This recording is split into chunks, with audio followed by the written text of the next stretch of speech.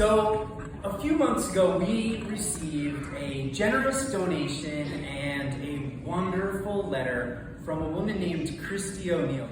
And Christie is the wife of an Army Ranger named Doug O'Neill, and Doug was one of Ron's best friends. In fact, Doug was on the mission with Ron when he lost his leg. So Christie's letter was very powerful and moving for us. She captured Ron's humor and energy in ways that made Mr. Harvey and I laugh out loud and cry a little bit as well, which, hopefully we're not going to do right now.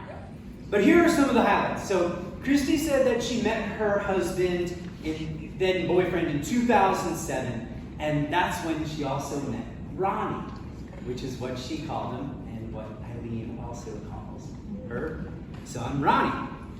Christie put it well, and she said that he had the best personality, and here's kind of where it gets funny. She said that Ron would sometimes even go along on their dates, and that he would serenade her with songs on his guitar that he had written for the girls back home, which we can totally picture. Yes, yeah. So, Christie also said in her letter that still today, 11 years later, Ron is a special part of her and Doug's love story. And so here's a little more of what Christie wrote, and I'm going to read it from her email. It's really powerful. In 2009, she said, our group of friends took a trip to Panama City, Florida for Labor Day. It was a great time, but it was the last time we got to spend with Ronnie. The following spring, all of the guys deployed together to Afghanistan. I was worried when I didn't hear from my boyfriend for 3 days. My heart knew something was wrong. It was 1 a.m. and I was wide awake.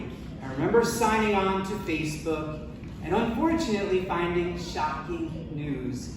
There were already tons of photos and news stories about Ron being killed in action. I didn't know what to do or say, being 7,600 miles away.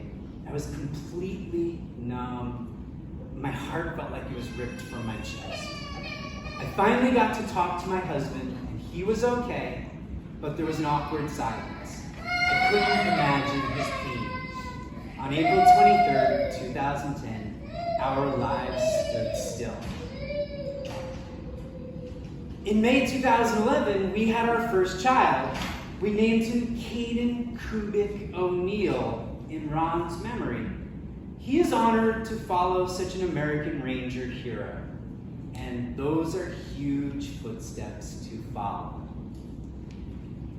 So then last year, Christie went on to say that she wanted to give something back for Ron's 10th anniversary. And she organized a run and decided to bring in a bunch of Ranger families and raise money and spread Ron's story, share Ron's story. And she said that new Ranger families enjoyed hearing the story. They raised money. It was a really good experience for all of them. They called it their first Patriot Challenge. Here's where it gets really great. For us, Christie and her group chose to give the money to us here at Manasquan High School. And Christie said she wanted to benefit the Sergeant Ronald A. Kubik Memorial Scholarship. She said she chose us because we're doing an awesome job of remembering Ron's ultimate sacrifice, which makes us so proud. She said, I know the students you choose will put forth the determination, the courage, the perseverance, and the strength that Ron did in his life. And she ended her letter with the Ranger motto. She said, Rangers lead the way.